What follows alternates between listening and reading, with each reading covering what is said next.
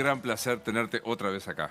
¿Cómo te va? Muchas gracias por Gracias. venir. Este es mi programa favorito. Bueno, para mí es una de las entrevistas favoritas.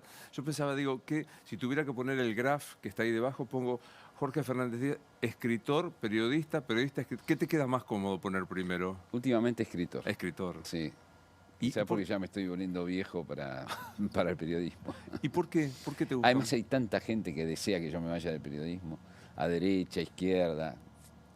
Tanta gente poniendo todo para que me vaya del periodismo. Y expresamente en muchos casos. Expresamente, sí. Bueno, ahora hablamos de Bueno, esto. creen que el periodismo es solamente hablar de política, ¿no? El periodismo es un Es arte claro. y tiene que ver con otras cosas, ¿no? Ahora No me vamos voy a a ir al hablar, periodismo. vamos a hablar un poco de esto, pero quiero presentarles el libro número 16, creo. Wow.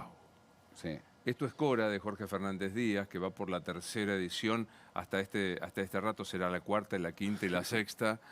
Y que Mirá, no había visto la contratapa, que está tu amigo Pérez Reverte, y dice, escriba lo que escriba, Fernández Díaz te arrastra con él. Qué hermoso piropo. La verdad que sí, muy lindo.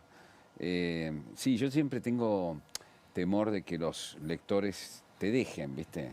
Creo que sobre todo en este mundo de tal velocidad, es muy importante entender que tanto el papel como el tiempo de las personas son insumos valiosísimos. Claro. Y que es por eso que escribí una novela con un tempo distinto. Es una novela que era mucho más grande, como de 400 páginas, y yo le fui quitando y quitando y quitando, ¿no?, la grasa, y dejándolo en una novela concentrada de 200.000 caracteres, de 200 páginas más o menos, para decirlo en términos de páginas, con el riesgo de tocar algún nervio, ¿no? Pero con la idea de que se puede leer algo intenso. Yo creo que vivimos una inflación narrativa, eso se ve en las series donde, viste, a veces ves series de 8 capítulos que dan para 4, o películas que ahora, todas las películas grandes son de 3 horas 50, cuando las grandes obras maestras de Hitchcock, de Ford, eran de 90 minutos o de 100 minutos, ¿no? Entonces creo yo que era todo un desafío tratar de agarrar y compactar, hacer una novela con ese principio de condensación que enseña Borges en los cuentos y en el ensayo, que enseña Magritte y Hemingway en la novela. Y quise aplicarla a esta historia, que es una historia de mujeres. Le pidieron una definición a Mariano Valerio, mi editor, y dijo, mira, es un grupo de mujeres que se meten en quilombos, ¿no? O sea, para que quede claro y sencillo. Claro y sencillo. Y Sí. con una profesión a la que todos alguna vez nos quisimos asomar por curiosidad o por necesidad, que es esta detective, esta investigadora de asuntos muy privados, privadísimos, ¿no? Vos sabés que yo, cuando yo tenía 10 años, quería ser detective. Obvio. Bueno, como otros querían ser futbolistas, no sé. Y después, por supuesto, leí a Sherlock Holmes, y me di cuenta que podía ser detective de manera vicaria a través de la literatura. Y después fui cronista policial en Buenos Aires y en Neuquén durante aproximadamente 10 años. Conocí delincuentes, asaltantes, detectives privados, públicos, policías, etcétera. Y después, cuando investigué temas del amor, de los vínculos, que escribí después de haber escrito Mamá, que fue como una especie de viaje al corazón de una mujer, ¿no? Y a la perspectiva de una mujer, una gran matriarca, ¿no?, que me formó en la idea de que todas las mujeres, que todos los hombres son hijos de puta, menos yo, y que todas las mujeres tienen razón, ¿no? Entonces, a tal punto que tuve que ir a terapia para tratar de matizar un poco el Amortiguar asunto aquello. y llegar a la conclusión de que algunas mujeres podían no tener razón, Claro. digamos, ¿no? Fue una lucha, pero formativa de mi madre. Siempre he trabajado con mujeres, siempre he tenido grandes amigas mujeres, y el mundo de las mujeres me interesa más que el de los hombres en este momento, y literariamente ni hablar. Pero sí, contacté con muchos detectives, escribí varias historias de amor, de vínculos, etcétera. Tuve mucho contacto con detectives que se dedican a las infidelidades, aunque todos eran hombres, y después no solo se dedicaron a las infidelidades, sino se dedican a pequeños robos, estafa, etcétera. Todo muy lejos de lo que vemos en Netflix, muy lejos de lo que vemos Lo en la tele o romántico. la romantización que hay del detective. Después me dediqué al espionaje político y hubo muchos fans, detectives ultra sofisticados, privados y públicos, muy fans de Remil. Tengo una tertulia de detectives que es muy Ah, divertida, qué es muy lindo. divertida. Y entonces en algún momento, hace unos años, pensé, ¿cómo sería una detective mujer, no? Seguramente una detective mujer sería, sería más inteligente quizás que un detective varón, porque sería más concentrada, se especializaría, estudiaría, sería una especie de técnica del amor si tuviera que dedicarse al negocio de las vidas secretas, de las infidelidades. Es así como nace Cora Bruno, que es una detective de la vuelta de mi casa, ¿no? Yo tampoco quería alguien sofisticado, espectacularizado, romantizado, sino alguien que pudiera encontrarme a la vuelta de la casa de cualquiera en cualquier ciudad de la Argentina, eh, que tiene un grupo de mujeres, una peluquera, una contadora, una hacker que es amiga de ella, y todas tienen distintas posiciones sobre el amor y todas discuten los casos en los que Cora se pone a investigar. Así nació esta novela, que es una novela de intriga amorosa sobre las vidas privadas. A ella la contrata una especie de Prosegur, que se llama Escudo Sur, una empresa de seguridad para fidelizar a sus clientes, y entonces empieza a investigar la vida secreta de CEOs, de gerentes generales, de sindicalistas, ¿no? Y va subiendo, y cuando va subiendo se va encontrando con lo que son capaces de hacer las personas que tienen más guita y más poder para proteger sus vidas sociales, sus vidas secretas, ¿no? Todos tenemos vida privada, algunos tenemos vida pública y algunos tienen vida secreta, ¿no? Algunos pocos. Algunos pocos. Hoy me parece que con la interconexión y con esta cosa que es el celular, que afortunadamente no está acá entre nosotros, la vida secreta se ha reducido muy, Se ha vamos. reducido, pero primero cuando hay sospechas de infidelidades hay toda una indagación amateur que hacen quien sospecha por los teléfonos, por las redes sociales, etcétera, etcétera, pero hay gente que es muy precavida y entonces ahí se detiene, entonces ahí contratan detectives. Se siguen Directamente. contratando detectives para este trabajo y es muy interesante por lo que se conoce de la naturaleza humana, digamos, ¿no? Ahora quiero volver un segundo a Cora, que en realidad es la excusa de encontrarnos para hablar de literatura con vos, Sí. pero bueno, la coyuntura. Decías, vos hay tanta gente que quiere que deje el periodismo. ¿Cómo te sentiste cuando te maltrató de esa manera el presidente? Mira, no lo tomo como un asunto personal, digamos, ¿no? A pesar de que le digo a mis colegas, que siempre hay algunos colegas que dicen, no, el presidente tiene derecho a decirle a los periodistas, bueno, más o menos, depende cómo en una democracia madura, eh, pero conmigo pasó al insulto, ¿no? Me dijo, me aludió, no me nombró, pero me aludió claramente, me insultó 3 veces, me dijo que era un imbécil. No es que no sea un imbécil, pero bueno, no tiene por qué decirme un presidente. Y además para defender una cuestión que es elemental, que es un populista de derecha, algo que él no aguanta, ni sus seguidores tampoco, y que eso explica bien lo que está sucediendo en la Argentina, ¿no? O Javier sea, Milei es un populista de derecha. es un populista de derecha, sí. No es un liberal, es mentira que es un liberal, odia a los liberales, eh, forma parte de una secta ideológica, que es el anarcocapitalismo, el paleolibertarismo, que es digamos, Murray Rothbard es su gran gurú. Yo estuve estudiando a los libertarios, con poco entusiasmo, digamos, ¿no? Porque poco entusiasmo, pero bueno, es el trabajo. Murray Rothbard dice en los 90, explica en los 90 que es importante que adquirir una praxis de populismo de derecha, lo explica muy detenidamente en un manifiesto que tiene que se llama el populismo de derecha, claramente, no popularizar el liberalismo, sino populismo de derecha, dividir a la sociedad en dos partes. Los intelectuales más cercanos a Milei, esto lo saben perfectamente porque han escrito libros, Agustín Laje, yo he leído sus libros, que es el más brillante intelectual que tiene, chico joven, eh, donde, bueno, muy admirador de Ernesto Laclau, que es el teórico del kirchnerismo. Sí, la idea de que finalmente por la vía republicana, digamos, liberal republicana, no se llega al poder, no se enamora. Hay que buscar todo lo que enamora en la izquierda populista y usarlo, esa praxis, para enamorar desde la derecha, digamos, ¿no?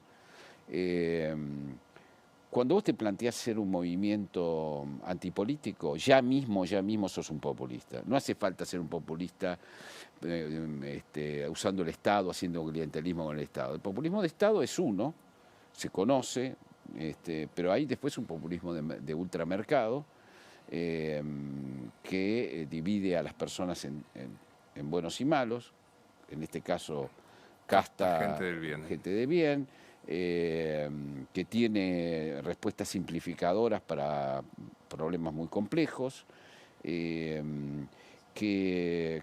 tiene en sí mismo una máquina interna de generar odio, porque básicamente lo que parte de la mesa chica de este gobierno es una maquinaria permanente de pegarle a todo el mundo continuamente. Es decir, al lado hay una sala de trolls y de youtubers siempre dispuestos a transmitir aquí en los blancos móviles, que podemos ser hoy yo, mañana vos, pasado un empresario, lo que sea, ¿no? La idea es siempre tirar carne fresca a una hoguera, generar odio para generar centralidad permanentemente y para redirigir el odio. Entonces es un populista de derecha, eso no se lo bancan sus seguidores, cuya idea es, esta es una batalla entre liberales y populistas. Yo creo que no, y es muy manifiesto que no. Bueno, ayer mismo en la Fundación Libertad se vio esta diferencia brutal cuando Luis Lacalle Pou, que creo que nadie sospechará que es de... Ese es un verdadero liberal republicano. Y él planteó esta historia de, sí, claro, hay que garantizar la libertad. Si vos, él dijo, le das un empujoncito, no me acuerdo cómo era, si nivelás a alguien, ¿qué pasa con una persona que no tiene estudio, que no tiene chance? Bueno, habló desde este lugar de un Estado fuerte. Digamos, este es un liberal.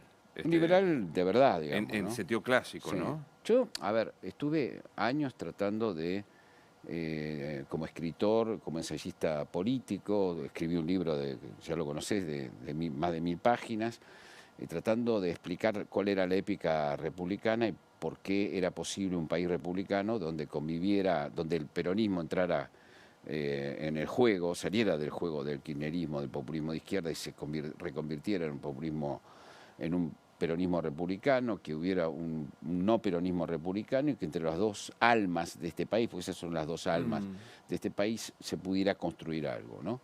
Pero bueno, la épica republicana no fue lo que... Fracasó porque quizás la coalición de Juntos por el Cambio no supo construir algo por falta de talento político, posiblemente.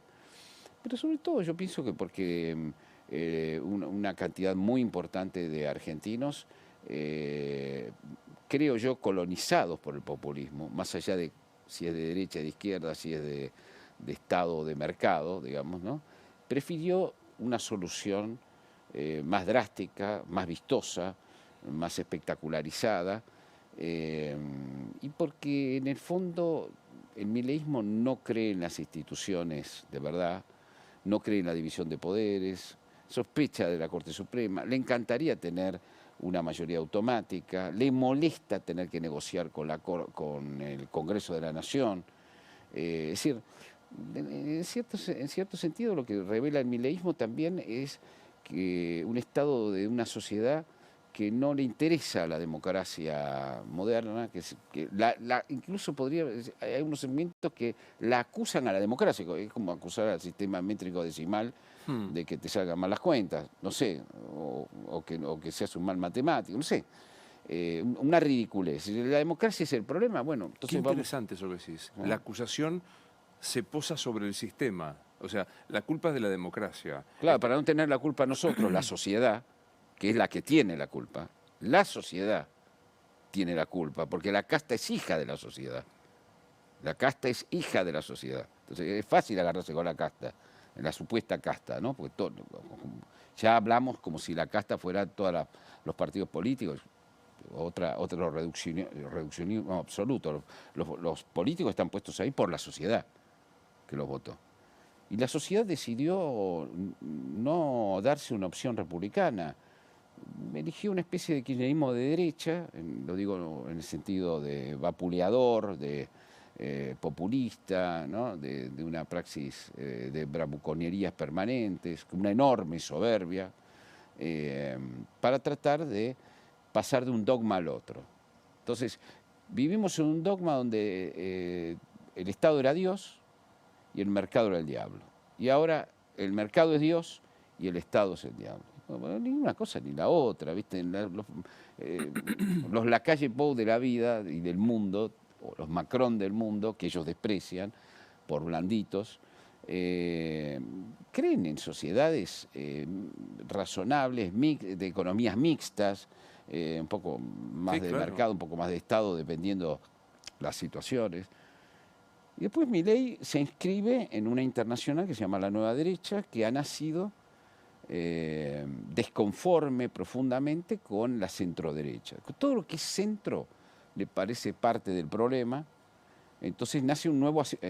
ya el kirchnerismo se regocijaba con ser antisistema y querer crear un nuevo orden y un régimen de partido único. Y ahora hay otro del otro lado que quiere también considerar un antisistema, desprecia a los liberales, desprecia a los republicanos, desprecia todo, absolutamente a todo, lo que no sea una forma de pensar determinada, dirigida por un grupo muy pequeño, de 3 o 4 personas, e inspirada en una secta ideológica, digamos, ¿no? Todos los demás, los radicales, los librepensadores, los de Lilita Carrió, los peronistas de cualquier pelaje, cualquiera que no se disciplina es un enemigo. ¿Esto no es populismo? ¿Qué es esto? Claro. ¿Qué es esto? Que me expliquen qué es esto. Lo que todavía salieron a defender a Milei y a decir que esto no era populismo. Esto es populismo en estado puro. No hace falta ser estatista para ser populista. Entonces hemos cambiado un populismo por otro, un dogma por otro, y yo creo que eso muestra una enfermedad profunda de la sociedad, que es una enfermedad populista, caló profundo. Esto lo construyó el peronismo, a Milei lo construyó el peronismo en todo sentido de la palabra. Económico, ideológico, de sustento político. Y con sus defectos, y haciendo durante décadas, mostrándole que se podía mantener en el poder haciendo esos trucos y además destruyendo, devastando todo, ¿no? Hace no tanto te escuché hablar con Ernesto Tenenbaum y me interesó mucho esto que decías, que te tocó vos un primer desencanto con personas que querías mucho, con intelectuales con los que te unía la pelea por valores democráticos con el kirchnerismo. Y quizá de vuelta te ocurre ahora. Contame eso.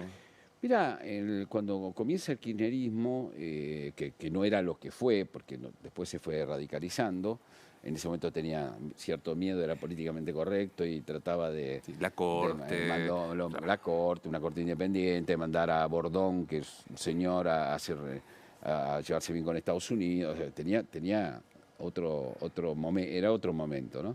Y en ese momento mis amigos de la década del 80 y parte de los 90, José Pablo Feynman, Juan Sasturain y otros escritores y otras personas que no son escritores, que no voy a nombrar aquí, no viene al caso, bueno, un poco habían sido votantes del Frepaso, habían formado parte de la experiencia fallida de la Alianza, habían descubierto que el peronismo había terminado como fase histórica, que lo mejor, que había tenido graves errores, habían empezado a revisar la historia del peronismo para ver las mentiras que ellos mismos se habían creído, estaban desencantados, habían roto algunos la ficha de afiliación, no, el carnet, en un acto público, algunos de ellos. Me acuerdo. Luego eran una especie de frepacistas, creían en las instituciones, habían aprendido luchando contra Menem que había que luchar contra la corrupción, que había que tener transparencia, jueces independientes, una serie de cosas con las cuales yo coincidía, sin estar completamente, sin ser votante del Frepaso, digamos, yo coincidía básicamente con ellos. Y de repente empiezan a irse hacia el kirchnerismo. Bueno, me sorprendieron. Pues se van más. Después me empiezan a mirar sospechosamente porque no me fui yo. Después me empiezan a putear. Ah, sí. Y después me empiezan a dejar de hablar. Y después para mí tremendamente doloroso, porque en ellos había, qué sé yo, mentores, ¿no? Míos, literarios. Digo, la pelota, ¿no? Un deslizamiento hacia todo. Habíamos hecho todos una evolución en nuestro pensamiento. Y ellos, de repente, como si les tocaran el hombro y dicen, vamos de nuevo. Y vamos de nuevo. Hay que reconstruir el carnet que se había roto, parte por parte, y construir uno nuevo.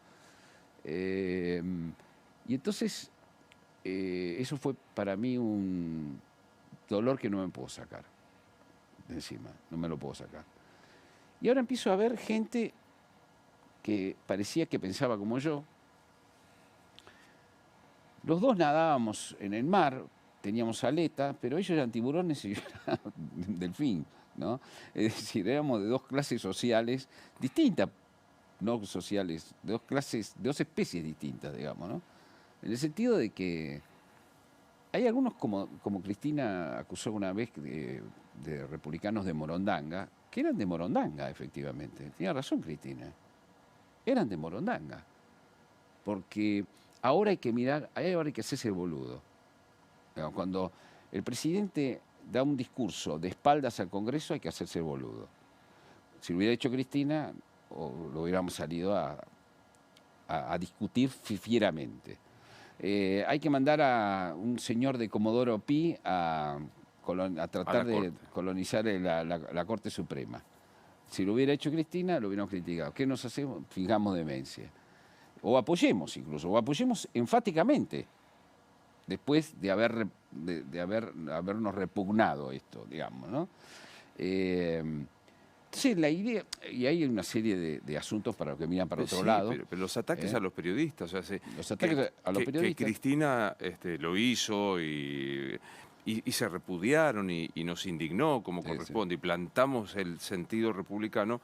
Ahora, a mí me sorprende que el episodio que tuve con el presidente, que es menor, totalmente menor, pero me sorprendió porque, viste, de vez en cuando hay como una luz y ahí ves quién es quién, ¿no? Me sorprendió mucho que, por ejemplo, nadie del PRO se comunicó conmigo para decirme, che, lo lamento, qué sé yo. Deben tener miedo que los servicios de inteligencia de Milei le tengan pinchados los teléfonos. Que Cora ande por ahí. O les importe un carajo, ahora no les importa algo que les importó, ¿no? En ese sentido es bastante decepcionante el asunto, ¿no? Yo he sido un republicano cabrón durante el kirchnerismo, esa es la verdad. Tiene razón Ernesto Teno, me decía el otro día, ¿no? Sos un republicano cabrón y vas a seguir siendo. Lo de cabrón viene por asturiano, básicamente. Claro. Y sí, lo fui y lo sigo siendo. Lo sigo siendo. Yo no cambié, cambiaron. Yo no me moví, ¿eh? Se movieron aquella vez los kirchneristas, mis compañeros que se volvieron kirchneristas, y no me moví ahora, cuando todos estos tipos giran y se van al mileísmo a entregarse, ¿no? Y no me sirve la extorsión, una especie de extorsión silenciosa en la cual es Milei o la muerte, o el chavismo. Es Milei o el chavismo. Es un reduccionismo muy grande y no se puede ni escribir ni pensar en esos términos. Pero me acabas de leer el pensamiento. Ayer tuve una conversación con una persona que respeto mucho, un colega que respeto mucho. Me dijo, bueno, sí, tenés razón, está bien, no puede el presidente hacer esto, el decreto de necesidad de urgencia, no puede. Pero es que si no, vuelve el tren fantasma, vuelven los monstruos. Es bueno, sí, está bien, el sistema, la división de poderes, las garantías, pero si no, no cambiamos más a la Argentina. Y bueno, esa es una extorsión que a mí como escritor me parece intolerable, digamos, ¿no? O sea, dejemos de pensar, seamos cómplices, porque si no vienen los malos, ¿viste? Me parece un poco... Por otra parte, es bien interesante que empieza a haber autocríticas en el propio peronismo, el progresismo, porque que son los dos grandes segmentos culpables de nuestra decadencia, ¿no? Hace estos 20 años destrucción, el peronismo unido con ese acompañante terapéutico que siempre tuvo el progresismo de las almas bellas, que los acompañaban, son los grandes devastadores de la Argentina. Por eso a mí me impacta mucho las autocríticas que empiezo a escuchar. Sí, la verdad que el cepo era malo. Y sí, negro, era malo el cepo. Y la inflación no estaba, existía y no estaba bien. Y no, le dijimos que no, que la inflación existía, porque primero había que explicar que existía porque habían truchado la cifra, y después no, dijeron que un poco de inflación estaba buena. No, no está buena la inflación. Entonces empiezan a descubrir las cagadas que se mandaron. Para decir, ahora descubrieron que hay un gran problema para los pobres, que es la seguridad. Mientras nosotros lo decíamos, parecía que eran preocupaciones de la derecha. Empieza a revisar el peronismo de izquierda y el progresismo, en que nos equivocamos para que llegara Milei. Se equivocaron en todas las cosas que les estuvimos diciendo modestamente durante estos años, que eran obviedades, por otra parte, no es que somos genios. El cepo era un desastre, la caída de la productividad venía atada al cepo, era un desastre, y a la inseguridad jurídica, la inseguridad en los barrios era desastrosa, le entregaron al zafaronismo, que es una exageración del garantismo, es una inflamación del garantismo, la policía, le entregaron, permitieron que entraran los narcos, es decir, en una serie de cosas empiezan a revisar en qué se equivocaron. Se equivocaron en todo lo que dijimos nosotros. Ahora, no importa lo que yo dije, porque ni siquiera gobierna algo con el cual yo tenga empatía, siquiera. Mi país de repente desapareció. El país, la épica republicana, la idea de un país normal, la idea que me animó a mí, el entusiasmo por un país normal, desapareció. ¿Qué país normal podemos tener si vamos de un populismo a otro populismo? Cavando zanjas y sin ser capaces de construir algo, ¿viste? Algo entre todos. Pues yo nunca pensé en excluir al otro. Cristina y sus muchachos, la Cámpora, llegaba un momento a creer que si vos crees que esto es patria versus antipatria, tiene que gobernar la patria para siempre. Claro. ¿Cómo vas a entregarle a la antipatria? No le podés entregar los atributos a la antipatria, como ocurrió, de hecho, ¿no? Entre comillas, todo esto, ¿no? Si vos crees ahora que es el pueblo contra la casta, no le podés entregar a la casta más nada. No puede haber negociación con la casta, no puede haber nada. Acá no hay negociación, no con la casta, o hay de manera turbia, ¿no? Y oscura, que eso sería otro tema. Pero no, digamos, la preocupación siempre de Milei es pegarle a la gente de centro. Está obsesionado con pegarle primero al radicalismo. Algunas cosas se las merece el radicalismo, otras no se las merece, la ligan. Internamente ellos dicen que van contra el consenso del alfonsinista. O sea, le adjudican a todo este problema el consenso alfonsinista y meten el kirchnerismo dentro del consenso alfonsinista. La pelota, el consenso alfonsinista creemos una democracia republicana que nunca se pudo crear, no conocemos esa experiencia, duró un año, porque después se empezaron a hacer la vida imposible a Alfonsín.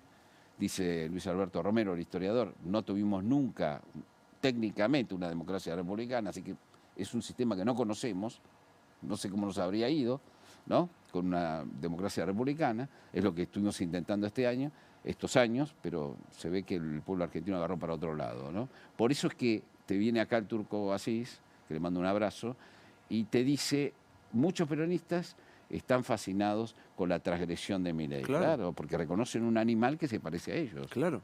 Claro. Misma herramienta, disfrazada ideológicamente de otra forma, claro, pero misma herramienta. Pero devastar el consenso de Alfonsín, es el consenso con el que nacimos a la democracia, es el nunca más.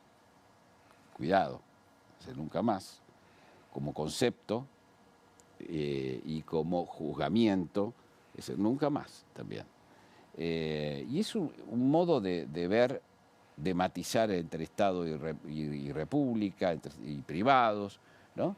Bueno, eso en la mesa chica lo tiene, por eso el presidente Milei tuvo tantas palabras agraviantes contra Alfonsín, como el gran enemigo Claro. a derrotar, digamos, ¿no? ¿Ves si se consolida, si tiene éxito económico, esto se transforma en un apoyo en las urnas? ¿Ves un riesgo decisivo, ya no en lo dialéctico, sino atropellamiento de lo básico de las instituciones?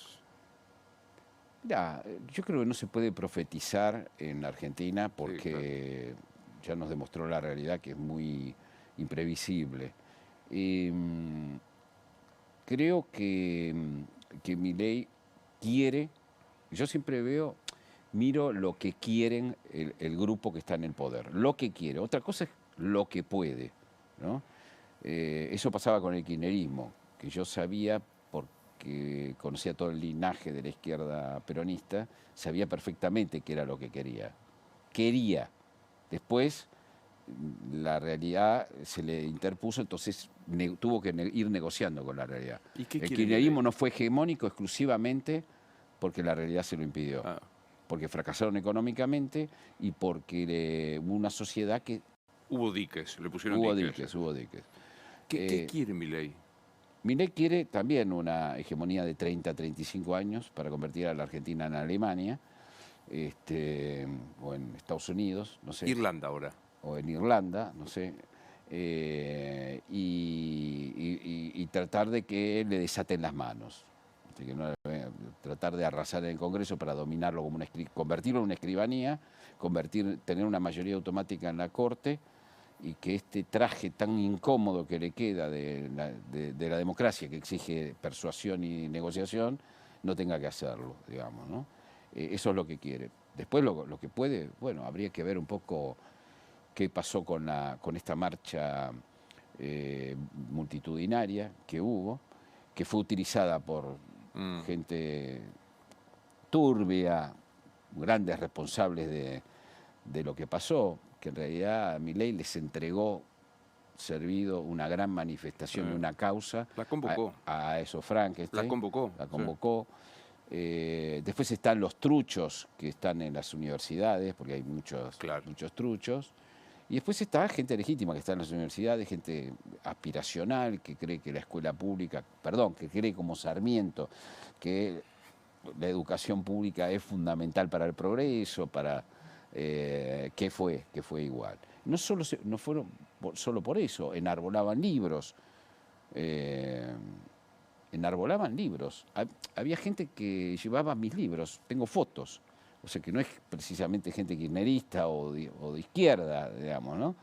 Trotskista, no eran trotskistas con mis libros, aunque sé que tengo lectores de todas las ideologías. Había también una protesta contra la idea de devastación de la cultura. Que eso es algo que Milei trata de inscribirse, viste, todo en toda la idea de una historia lujosa, que son, qué sé yo, serían los liberales del siglo XIX, ¿no? Pero la verdad es que los liberales del siglo XIX eran todos escritores. Mitre, Sarmiento, Alberdi, Mansilla, etcétera, ¿no? Los Gutiérrez, todos escritores y periodistas ilustres, que tenían un proyecto cultural y educativo muy importante, ¿no? Después, en el siglo XX, el liberalismo y el conservadurismo, como quieras llamar, porque hay de todo ahí, bueno, tuvo el Grupo Sur, digamos, ¿no? Tuvo el Grupo Sur con Victoria Ocampo, Silvina Ocampo, el Diario de la Nación, con Mallea, con Manuel Mujica Lainez, es decir, había Borges surge de ahí, digamos. Había un proyecto cultural que Milei no reconoce como propio, no tiene sensibilidad propia, entonces, bueno, deja de participar en la Feria del Libro. Es la primera vez que un gobierno deja de participar en la Feria del Libro. Va a ir a presentar, simplemente va a ir a hacer un show, a presentar un libro propio, pero institucionalmente la Feria del Libro importa un pomo, importa, considera que todo digamos, lo artístico está copado por el marxismo cultural, cosa que no es cierto, y es una exageración. Y sobre todo, no pone a eso un proyecto caudaloso, cultural, Claro. interesante, ¿no? Entra por ahí caminando, ¿te da ganas de decirle algo al presidente Milei? No. No creo que nada de lo que yo pienso sea compatible con lo que él piensa. No creo que él quiera escuchar nada de lo que yo tengo para decirle. Así que, nada, le diría cosas que él estoy seguro que no le sirven, no le sirven. Jorge, ¿quién sos vos? Yo soy hijo de dos inmigrantes que vienen de la pobreza, que me educaron en el sacrificio y en el progreso, en una idea de progreso, típico de la clase media, a quien tanto denosté cuando era joven y era parte de la izquierda peronista, del nacionalismo peronista, y que, dicho sea de paso, este es otro de los graves errores que cometió el kirchnerismo, ¿no? Ir conceptualmente, despreciar a la clase media, cuando clase media es el 80% porque, de la población, incluso los que no son de clase media, se autoperciben o aspiran a ser clase media, ¿no? Acá la llamaron clase mierda, se agarraron del medio pelo, todas cosas antiguas la despreciaron. Fue el otro día la clase media, parte de la clase media, Claro. la que se movilizó. Cuidado con la clase media argentina, cuidado, ¿no? Incluso la que está caída, la que está en la pobreza, quiere ser clase media, ¿no? Y tiene aspiración de valor de clase media. El desprecio por la clase media es una de las características de por qué perdió el kirchnerismo, de por qué implosionó el kirchnerismo. Y yo soy alguien que su padre desafió desde muy tempranamente, diciéndome que yo, si quería ser escritor o periodista, porque en ese momento era una bohemia, en realidad lo que quería era ser vago. Esa disputa con mi padre, sorda, que duró unos años y que después se arregló, fue lo que me produjo que yo tratara de luchar contra esa profecía negra y levantarme y tratar de demostrarle que eso no era que yo quería ser vago y malograr mi vida, sino que quería llevar a cabo una vocación muy pasional. Soy el hijo de como te decía recién, una matriarca que me enseñó mi relación con las mujeres, para bien y para mal, ¿no? Ya te digo. Y soy alguien que entró en el periodismo y que siempre, que tiene 30 años de redacción, de diarios y revistas, donde me pasó de todo, donde conocí la vida, donde conocí la muerte, donde conocí los misterios, que hoy son una gran mochila para escribir, una gran mochila de experiencias para escribir, y que lleva siempre una doble vida, ¿no? Donde el periodismo era el lugar, el trabajo intenso que se vivía con pasión, pero a la vez había un otro yo que estaba escribiendo en una especie de clandestinidad libros, literatura. Pasa que esos libros, a partir de mamá, se convirtieron en muy exitosos, se convirtieron en bestsellers, y ahí se empezó a cambiar la ecuación, ¿no? Voy a cumplir 64 años, soy más escritor hoy que periodista, porque el modo de intervenir en el periodismo es como el de un escritor, o me veo a mí mismo como un escritor que escribe columnas ahora. ¿Y quién más soy? Bueno, con eso creo que es suficiente, ¿no? Nada menos. ¿Para quién escribís? Yo siempre digo que escribo para un grupo de amigos imaginarios que están en un café escuchándome, escuchando una buena historia, ¿no?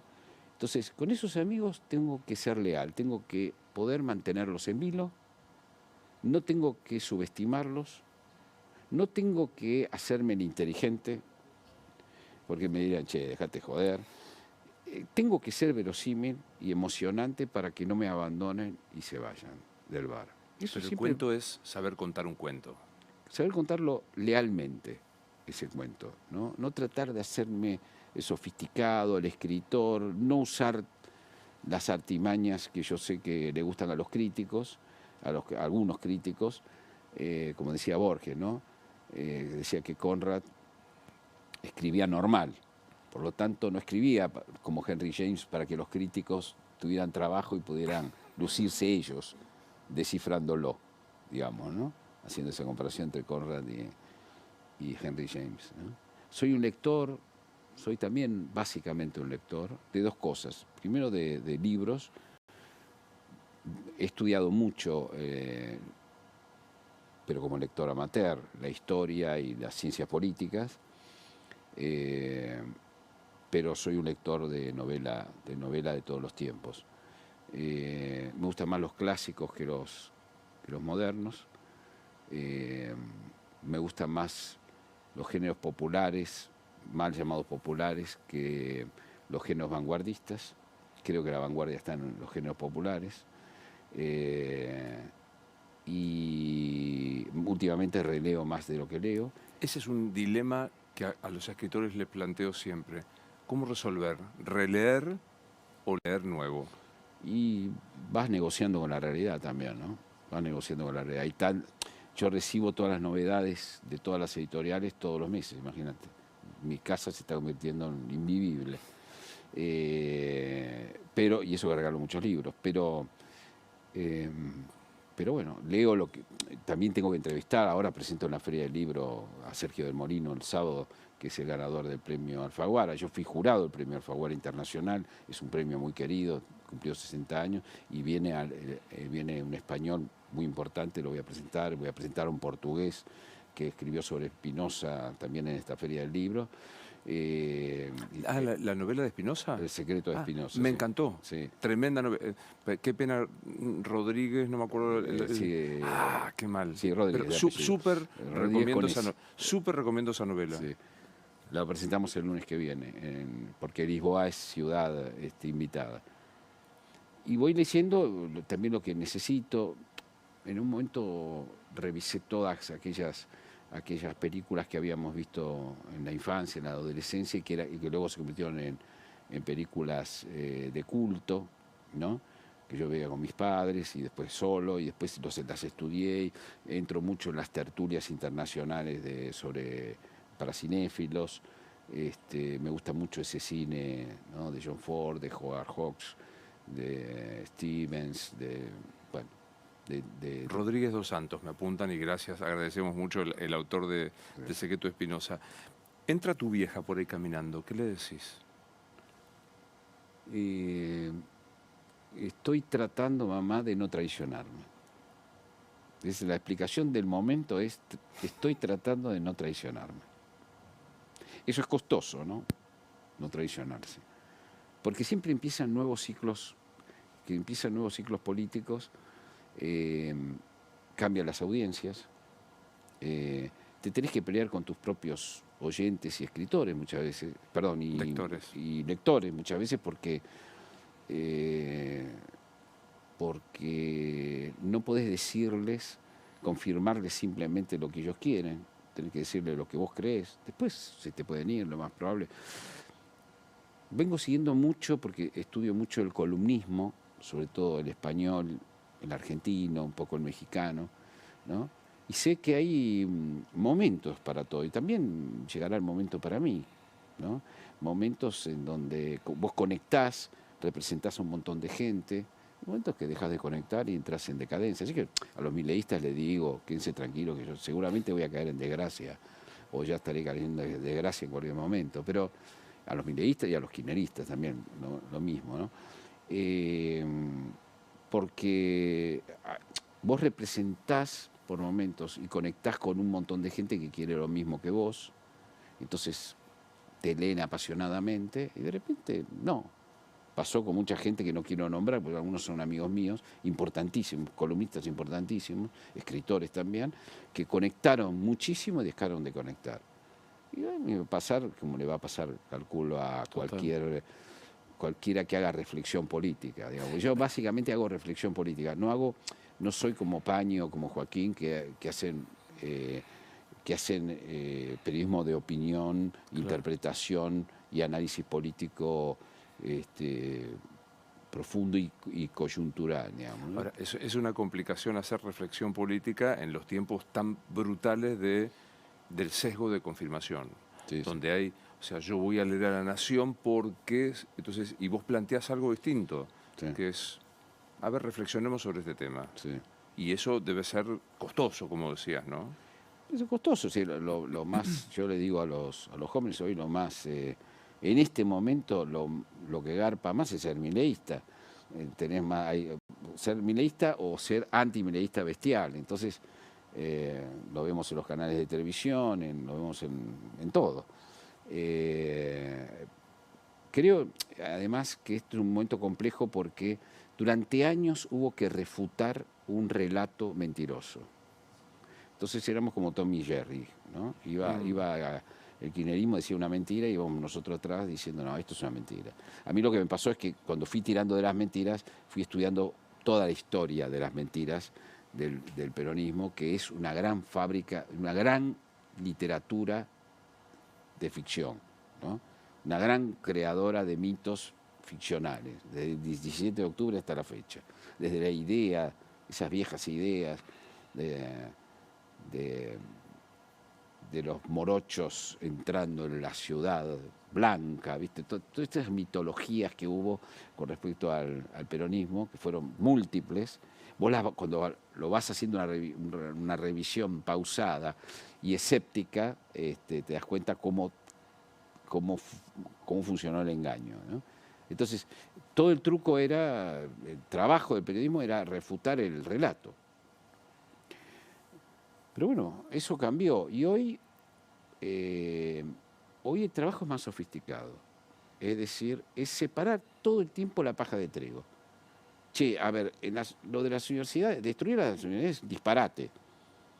Que las universidades no tienen problemas, no tienen cosas turbias, es también un disparate. O sea, hay que estar todo el tiempo y decir, está bien desregular el Estado, hacer un fuerte shock hacia el otro lado, huir del lugar el lugar donde los hiperestatistas, en lugar de cuidar el templo, que es el Estado, lo devastaron, lo convirtieron en una cueva inservible. Había que huir de ahí, ¿no?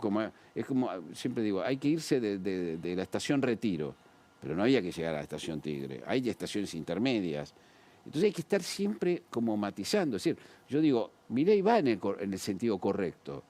El sentido correcto era abandonar ese lugar de estatismo cerril, decadente, clientelar, etc.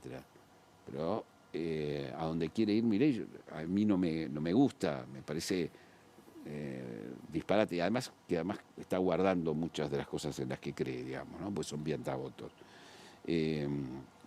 Entonces, este es un momento más sofisticado, de un trabajo más sacrificado y sofisticado. Es un momento donde las redes todo lo simplifican. Claro, 140 caracteres. Claro. En muchos casos, yo veo las redes, me parece hay realmente tuiteros de todos lados, ¿no? Realmente brillantes, inteligentes. Yo no puedo dejar de leer Twitter, por ejemplo, no puedo. Además porque el presidente se expresa por ahí, entonces claro, es un territorio muy, muy interesante. Pero después nosotros siempre tuvimos la sospecha, desde hace varios siglos, el ser humano tuvo la sospecha de que había muchos hijos de puta y muchos imbéciles en la humanidad, ¿no? Y bueno, ahora tenemos la confirmación casi a diario de eso. Digamos, ¿no? Es bueno, le encuentro una ventaja a las redes entonces, pues la confirmación de aquello que sospechábamos. Sí, hoy es una confirmación dolorosa. Empíricamente, digamos, ¿no? Se comprueba. Dolorosa. Hay mucho imbécil al lado de muchos lúcidos, todo mezclado, ¿viste? Entonces es complejo, ¿no? Entra Jorge Fernández Díaz a los 16, con 50 años de experiencia, ¿le decís algo? Es una buena pregunta. Los que dicen que no cambiaría nada de su vida, a mí me dejan perplejo, digamos, claro, ¿no? Primero porque hay que estar muy contento con lo que uno ha logrado, como para decir, muy satisfecho. Y yo no conozco a ningún artista verdadero que tenga que estar satisfecho o que esté satisfecho con lo que ha hecho. O que no te dé curiosidad a la otra opción. Sí. O sea, por más que te fue bien. ¿Y si hubiera hecho esto otro? Sí. Creo que me había dedicado más a los libros antes. Me reprocho un poco eso, porque yo tenía también que parar la olla, me casé muy joven, y me dediqué demasiado a cosas que no eran la vocación nuclear mía, ¿no? La vocación nuclear es escribir, es leer, escribir el periodismo como obra de arte, no simplemente como servicio. Eh, Me hubiera gustado haber escrito no 16 libros, sino, no sé, 40, y de diversos géneros, porque no me gusta nunca ser una sola persona y tocar un solo instrumento, ¿no? Sino probar cosas, aunque no me convengan, que sean interesantes. No sé. ¿Cuánto te costó curiosidad ante los escritores entregar, es decir, bueno, ok, es esto, publíquenlo, ya está, vi la prueba, me mandaron la versión definitiva y no volver a corregir? Borges decía que no podía parar de corregir, que Sí, Borges citaba a Reyes y que cuando decía uno publica para dejar de corregir.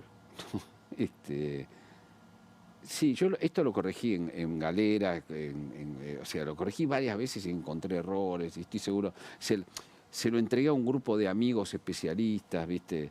Que me chequearan algunos detalles, porque después me tomé licencias literarias, ¿no? Porque a veces te dicen, claro, mira, no puede pasar tal cosa. es ficción. Y yo digo, pero sí, pero me puedo guardar algún margen, porque después está ese lector que te dice, usted se equivocó en la página 100, ¿eh? Porque usó una pistola de calibre que en realidad... Entonces me cuido mucho de ese tipo me cuido todo lo que puedo, digamos, ¿no? Sin obsesionarme, porque hay otros libros por delante. Cuando terminas un libro hay otro y otro, por suerte hasta la muerte o hasta que dé la cabeza. Qué sé yo. Bueno, este es Cora, el último trabajo de Jorge Fernández Díaz, que quiero recomendar y que se sumerge en una profesión. Yo soy detective recibido porque en el Isidorito de No me cuando digas. me inscribí, me recibí, te mandaban un diploma, así que siento que voy Es a leer espectacular. de, No sabía eso. de una Estoy colega. hablando con un colega, bueno. ¿Viste? De Sí, una sí, es colega. impresionante. Es la pregunta de cierre de siempre, asumo que no cambiaste opinión, pero nos morimos y ¿qué pasa? Para mí, tengo la impresión de que nos tiramos a dormir la siesta y no despertamos simplemente. Hay un libro de Liliana Hecker que Con lo cual, digamos, si llegamos a dormir la siesta lo más plácidamente posible, está bueno. está buenísimo. Lo que pasa es que en general la vida es perra, ¿no? Porque no te permite irte con tanta elegancia, que es lo que desearíamos, ¿no? Hay un libro de Liliana Hecker que reeditaron ahora de las entrevistas y la primera es la de Borges y Borges sostiene sería horrible ser inmortales, es tremenda sería horrible ser inmortales. Creo que era una coquetería, pero de Borges, pero sospecho eso, ¿no? Tenía mucho cansancio sentimental Borges, había sufrido mucho por amor, ¿no? Entonces, eso quizás debería terminar en algún momento. Hay algo insoportable en permanecer muchos años lúcido. Por supuesto, la alternativa, como diría Woody Allen, es terrible.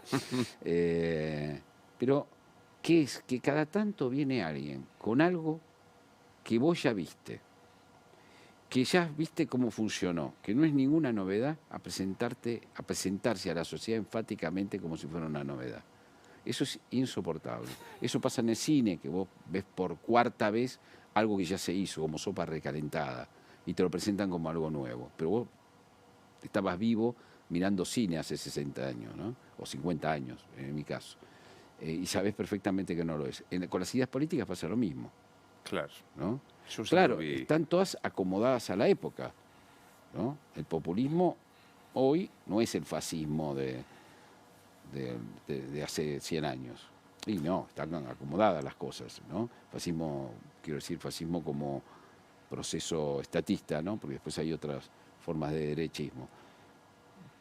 Pero uno tiende a darse cuenta que las ideas van y vienen diferentes y que entonces está bueno terminar, porque te digo, cuando ves la misma película, Otra vez. tomás la sopa recalentada por quinta vez, ya está, No, ¿no? es un verdadero placer que vengas. Muchísimas gracias por venir, siempre por tu generosidad y por tu amistad.